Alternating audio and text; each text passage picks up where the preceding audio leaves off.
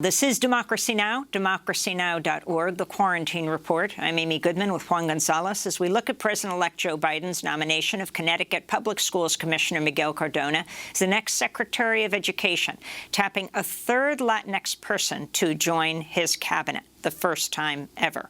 Cardona's a Puerto Rican, grew up in public housing, spoke Spanish only when he first entered public schools. He began his career in education as a fourth-grade teacher, rose to be Connecticut's youngest school principal at age 28, then assistant superintendent of a school district with just 9,000 students in his hometown of Meriden, Connecticut.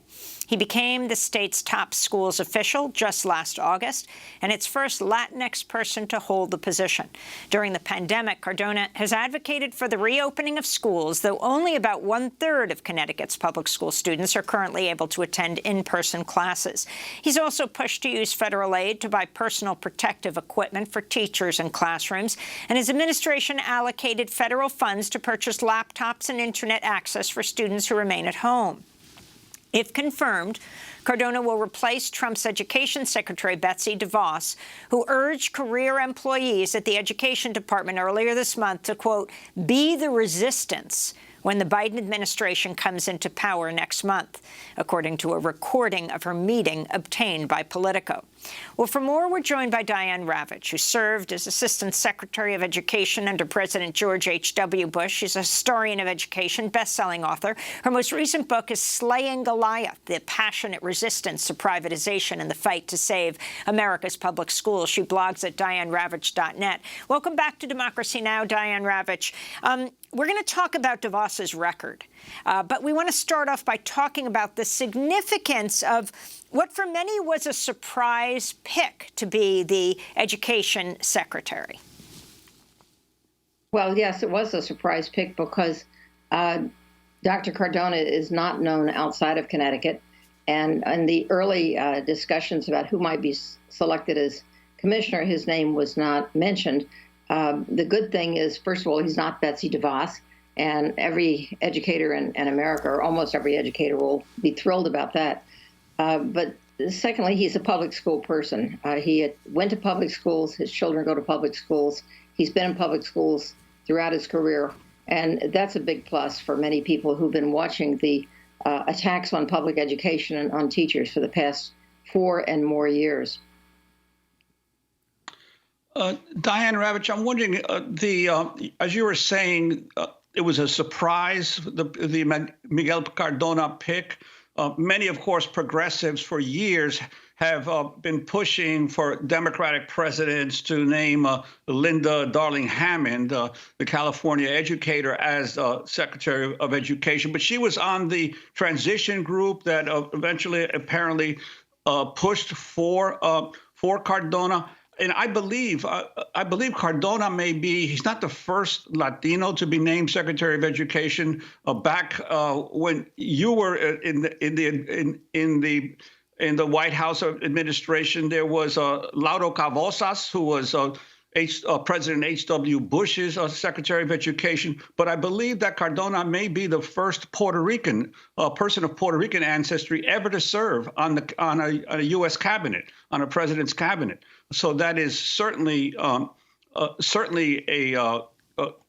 breakthrough in terms of Latino representation in federal government, but especially in light of the reality that so much of the public school system in the United States is increasingly Latino. 55% of all the public school pupils in California today are Hispanic, 53% in Texas of the entire state, 40% of New York's public school population, and even North Carolina, 16% of the entire public school population of North Carolina is Latino. So really the problem of solving the education obstacles to Latino children in public schools are really at the heart of improving public education. So in this sense, do you think that there might be a real potential for progress with Cardona as running the education department?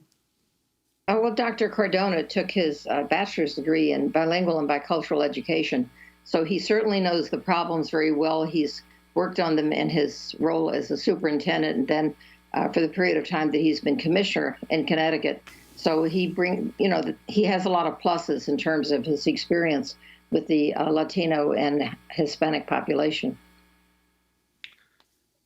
And in terms of the whole issue of charter schools, you and I have talked often, and we agree on a lot of the errors and the drastic turn that the country has taken to charter schools. Do you get any sense of where Cardona stands on the issue of federal impetus or underwriting of the development of more charter schools? Well, here's the thing, is that I think that in part Cardona was chosen because he's non-controversial. In the end, as I understand it, the choice came down to between Dr. Cardona and Dr. Leslie Fenwick, who is the Dean Emeritus of Howard University. Dr. Fenwick is an outspoken critic of Teach for America, of charter schools, and of the basically the federal policy of the past 20 years.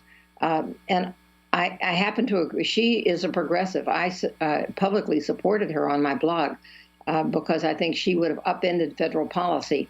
And I don't think that the Biden administration wanted to upset the so-called reformers by choosing someone who was so outspoken. Dr. Cardona, on the other hand, has been very low profile. It's hard to know if he's for or against charters.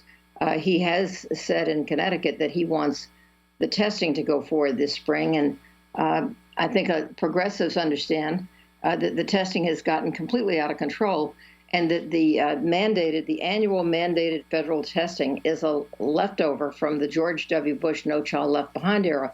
So for 20 years, we have been following the No Child Left Behind Texas Miracle, which was a hoax. There was no Texas Miracle. And yet the federal government year after year continues to require every child from 3rd grade to 8th grade to take the same standardized test, or their own, in most cases, their state test, or a test designed by Pearson or some other big manufacturer. Dr. Cardona thinks, from what I've seen of his tweets and public comments, he thinks that testing has been too much, which is certainly right, but he has said nothing about suspending it for this spring.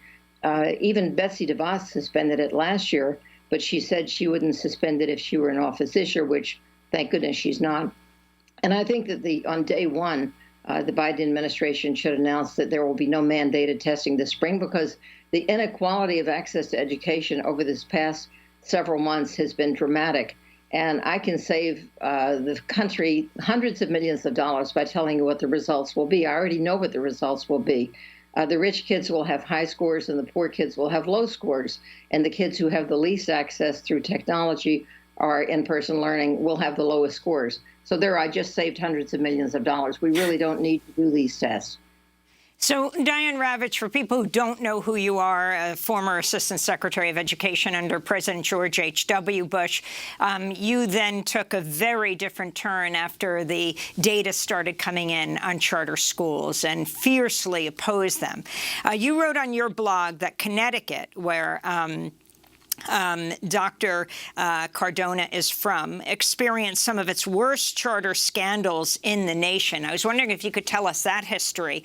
And then let's pivot to Betsy DeVos, right, sister of Eric Prince. His company is 4 people, mercenaries, just pardoned by President Trump for the murder of Iraqis at the Nisour Square massacre. But Betsy DeVos, the Education Secretary, talking about people having to join the resistance against Biden when he comes inside the Education Department. But start with Connecticut and what happened there.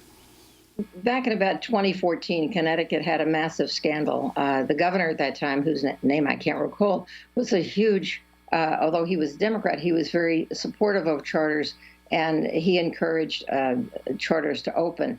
Connecticut doesn't have a lot of charters. I think they have 21, which is a small number compared to a state, for example, like California, which has over 1,000, or even New York State, which has hundreds of charters. But Connecticut had a huge scandal. There was something called the FUSE, F-U-S-E, charters, and the JMOC charters. They were interconnected. And it turned out that they were being run by someone who was a convicted felon, and his record was never reviewed by the state. There were also charges of nepotism, and basically a chunk of that charter chain closed down, but it's still there, and it had to clean up its act. But having experienced that scandal, Connecticut should have looked very closely at the whole charter idea. Instead, they've contained it. Connecticut happens to be home to one of the earliest of the no excuses charter chains. The no excuses means that kids are disciplined in a very harsh manner.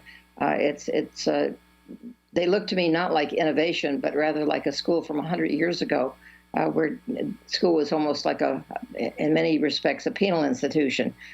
Kids are not allowed to talk to each other in the hallways. They're disciplined for the smallest things. And that chain is called Achievement First. It's since spread into Rhode Island. And 3 of the Achievement First charter schools right now are on probation. They were put there last spring because of they have high test scores, because they kick out the kids who don't get high test scores, but they have very harsh discipline, and the state said that they really had to act more like public schools. So he was the commissioner at that time. The State Board of Education took a strong stand against the Achievement First disciplinary practices. And so I'm hoping that he will, as he comes into the position of Secretary of Education, will expect more of charter schools. To me, the big issue with charter schools is this. There's very little the federal government can do about them. I mean, Arne Duncan, who was Obama's Secretary of Education, required states to open more and more charter schools if they wanted access to a huge pot of federal money, $5 billion in the Race to the Top fund. And what the secretary does now is to hand out $440 million every year to open new charter schools. Most of that money under Betsy DeVos has gone to corporate chains, and it's gone to states that didn't want the money and don't want new charter schools, and then they open anyway because the money is there. So I think that the first priority in terms of charters is to defund that $440 million slush fund, which DeVos used for her own private passion, which is undermining public schools and advancing privatization. As for Betsy DeVos's statement to the career staff at the Department of Education, I can tell you, having worked there, that the career staff is committed to the mission of providing support for public education. That, with the exception of the people that she brought with her, who I hope will all be gone with her, the career staff does not share her goals and will not be resisting. I expect, if anything, that they will identify Trumpers who have been embedded into what appear to be career jobs, but in fact are political people. And they know the difference, and they'll share that with the incoming Biden team. They do not share her mission of undermining public education. Diane Ravitch, I want to thank you for being with us, education historian, author, former Assistant Secretary of Education under President George H.W. Bush. When we come back, the appointment to the Senate seat in California, the first Latinx U.S. Senator from California. Stay with us.